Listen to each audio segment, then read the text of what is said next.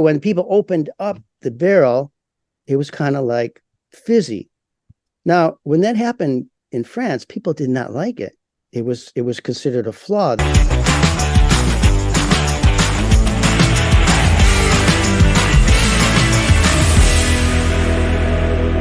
Let's really dive deep for a second and just get to know champagne's history. The whole idea was kind of an accident. Of course. Is that too big of a word, or is that pretty accurate? Well, yes, it was. And we're talking about The creation of champagne, the idea. of champagne. Yes, it was. It was originally considered a flaw because the Champenois were trying to make still wines to be in competition with Burgundy, and they were very good at it. The wines, the still wines of Champagne, were highly regarded, and there was a big different clans about who liked which one better and why, um, and yeah, so it did happen by accident. Now, one of the reasons for that, it wasn't intentional. Nobody sat down and said, "Oh, why don't we, kind of carve ourselves a new part in the marketplace and make it sparkling." They didn't do that.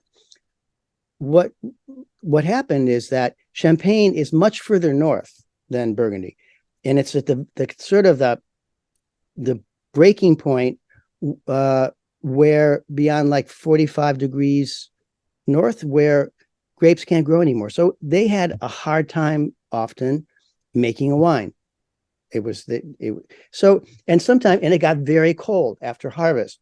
So one of the big customers for Champagne were England. They shipped a lot of wine in barrel to England.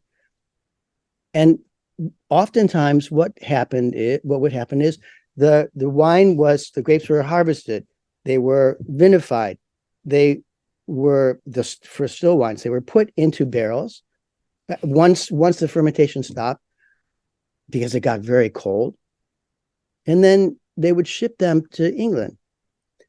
Eventually, in the springtime, the wines that were shipped would start to, because they finished their fermentation too early because it got cold, the fermentation stopped. Once it got warm again, the remaining yeast, the remaining sugar went to work on the yeast, and it created bubbles in a closed container. So when people opened up the barrel, it was kind of like fizzy. Now, when that happened in France, people did not like it because it was considered a flaw. They wanted to make a still wine, and it was like kind of fizzy. In England, they didn't have a problem with that. They'd been drinking cider and beer for a long time. They didn't have a problem with bubbles. So, and they actually started requesting this sort of brisk. They called it brisk. They started requesting the brisk wine from their suppliers. And there was someone in England who actually, his name was Merritt, who actually created wrote a treatise on how to make a still wine brisk. So they really, and that's what they wanted, and it became a big hit in England, the sparkly version of French wine. And then eventually, the producers were saying, "Wow, these people really want to have the bubbly wine. Why don't we figure out how to make that?" And King of France became very fond of this wine, and so it really took off from there. But it kind of happened in England first. Okay, so the class is Beyond Bubbles, Wednesday, December 13th. Tickets are on sale now. It's coming up very quickly.